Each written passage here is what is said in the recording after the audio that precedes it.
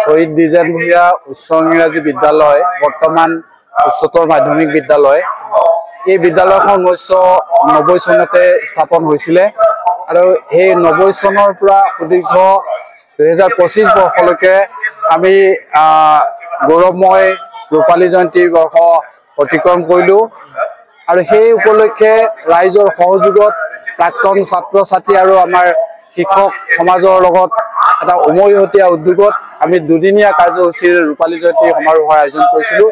যোৱাকালি সফলতাৰে কাৰ্যসূচী সম্পন্ন হোৱাৰ পিছত আজি ৰাতিপুৱাৰ ভাগত বৰ্ণাঢ্য সাংস্কৃতিক শোভাযাত্ৰা আমি আয়োজন কৰিছিলোঁ আৰু এই শোভাযাত্ৰাত বিদ্যালয়ৰ ছাত্ৰ ছাত্ৰীৰ লগতে অঞ্চলটোৰ বিভিন্ন জনগোষ্ঠীয় নৃত্যৰ 12টি দলে 14টি দলে অংশগ্ৰহণ কৰিছিলে আৰু তাৰ পিছতে আমাৰ মুকলি সভা, এই মুকলি সভাত অঞ্চলটোৰ মহাবিদ্যালয়সমূহৰ উচ্চতৰ মাধ্যমিক বিদ্যালয়সমূহৰ অধ্যক্ষ আৰু অঞ্চলটোৰ শিক্ষানুষ্ঠানসমূহৰ মুৰব্বীসকল আহিছে আৰু বিশেষকৈ এই সভাখনত তেজপুৰ কেন্দ্ৰীয় বিশ্ববিদ্যালয়ৰ অধ্যাপিকা তথা এগৰাকী বিশিষ্ট গল্পকাৰ ঔপন্যাসিক ডক্টৰ মৌচুমী কন্দলী আহি অংশগ্ৰহণ কৰিলে। আমি কৃতাৰ্থ হৈছোঁ।